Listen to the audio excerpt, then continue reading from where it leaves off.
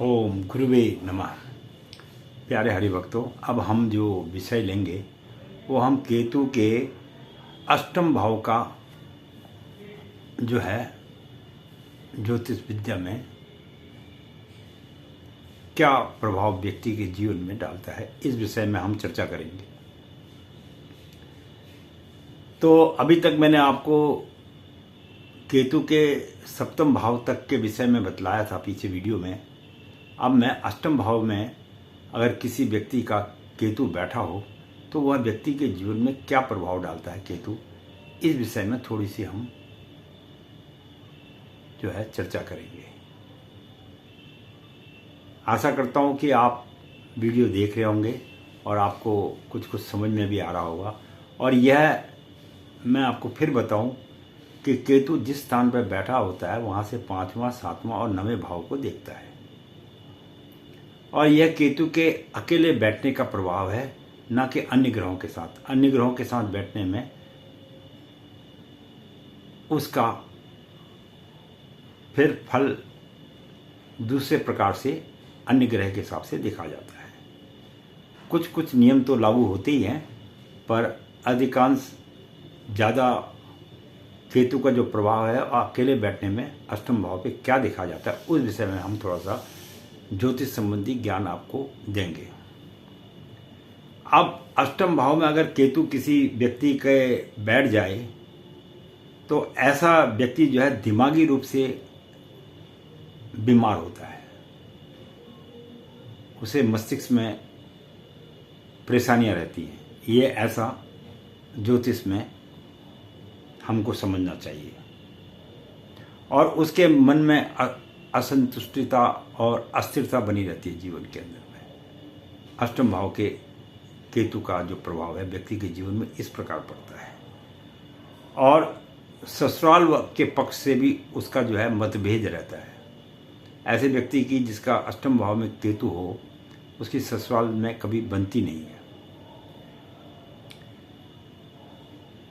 और व्यक्ति जो है मन में कई बार उसके ऐसे ख्यालात भी आते हैं, यार इस जीवन में क्या रखा है, क्यों ना सुसाइड कर लिया जाए। तो जो सुसाइड करने की जो भावना उत्पन्न होती है वो अष्टम भाव में अगर केतु हो तो इस प्रकार के भी विचार मनुष्य के मस्तिष्क में बन जाते हैं। और चोट लगना, छोटी मोटी घटनाएं वगैरह तो उसके जीवन में ऐसी वारदातें तो होती ही रहती हैं। और जिसके अष्टम भाव में केतु होता है, ऐसे व्यक्ति को 8 वर्ष की उम्र से ही अनेकों प्रकार के कष्ट जीवन में आने शुरू हो जाते हैं। कभी बीमार हो जाएगा, कभी कोई और परेशानी हो जाएगी, पढ़ने में परेशानी हो जाएगी, किसी न किसी तरह से उसके जीवन में कष्ट जो है बना रहेगा। वह सदैव जो है दुखी रहेगा। और अष्टम भाव के केतु से व्यक्ति द्वारा माता को भी सुख की प्राप्ति कम ही होती है। यह अष्टम भाव के केतु का प्रभाव है कि माता को भी सुख यहाँ पर नहीं मिल पाता है। और ऐसा व्यक्ति जो है अपने जीवन में अपना घर स्वयं तो बनाता है, पर उस घर में वह रह नहीं पाता है। भवन निर्माण करेगा, भवन का निर्माण भी होगा उसके द्वारा, लेकिन वह वहाँ पर रह नहीं पाएगा। ये अष्टम भाव के केतु का ज्योतिष में ऐसा देखा गया है। और 8वें घर का जो केतु है, ये व्यक्ति को स्थान परिवर्तन भी करा देता है। जैसे आपने दिल्ली में मकान बनाया, बम्बई चले गए, बम्बई मकान बनाया, बंगलौर चले गए। इस तरह से उस स्थान के को भी जो है आदमी का जहाँ मकान बना होता है वहाँ से दूर भेज देता है।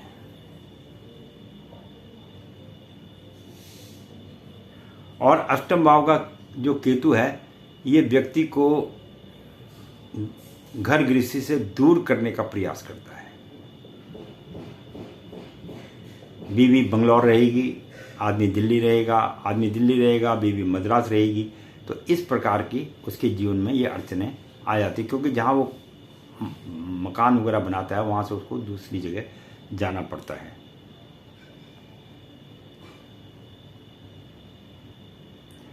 और कई बार जो है उसको स्थान परिवर्तन करने में खर्चे का भी सामना करना पड़ता है। और ऐसा व्यक्ति जीवन में धन कमाने की जगह पे क्या होता है कि वह ऋण आदि लोन वगैरह जो है ज़्यादा लेता है। ये अष्टम भाव के केतु के आपको प्रभाव बता रहा हूँ मैं आपको।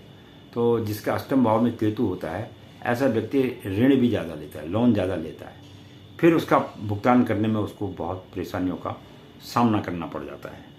और कोशिश तो ऐसे व्यक्ति को कोशिश ये करनी कि लोन ना ले सके तो अच्छी बात है।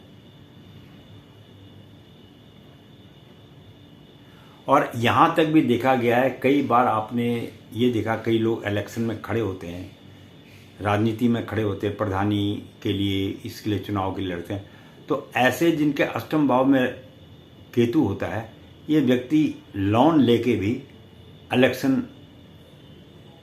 आदि में चुनाव वगैरह का कार्य भी करते हैं उधार लेके। तो ऐसा भी केतु के जो है अष्टम भाव में बैठने के कारण व्यक्ति ऋणी भी हो जाता है। और इसकी 7वीं दृष्टि जो है द्वितीय हाउस में जब पड़ती है, पड़ने के कारण व्यक्ति जीवन में अपने जो मित्र होते हैं, जिनसे उनको विशेष उसको आशा होती है, उससे उसको संतुष्टि प्राप्ति नहीं होती, बल्कि वहाँ से वो असंतुष्ट होके लौटता है।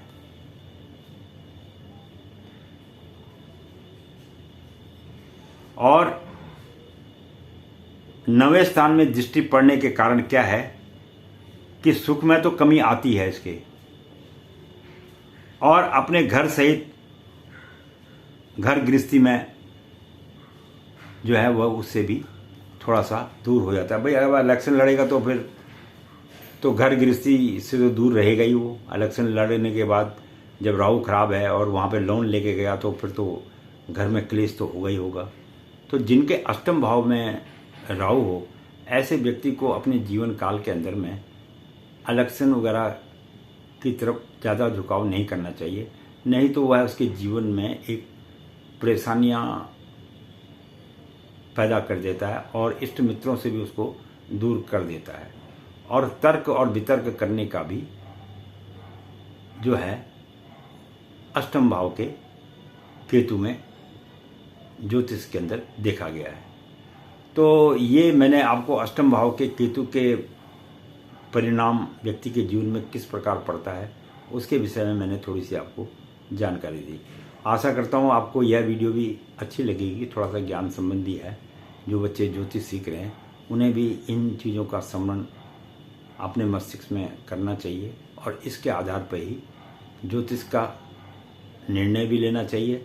और ये मैं आपको फिर बता रहा हूँ, बार बार मैं आपको आगाह कर रहा हूँ कि ये केतु के अकेले बैठने का ज़्यादा प्रभाव डालता है।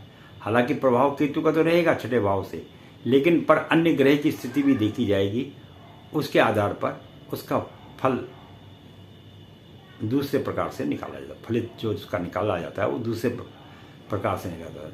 तो इस प्रकार से हमें केतु के अष्टम भाव का आपको जो है थोड़ा सा मैंने सूक्ष्म रूप से वर्णन किया है। बाकी तो आपको पता ही है कि ज्योतिष एक विशाल ज्ञान का भंडार है।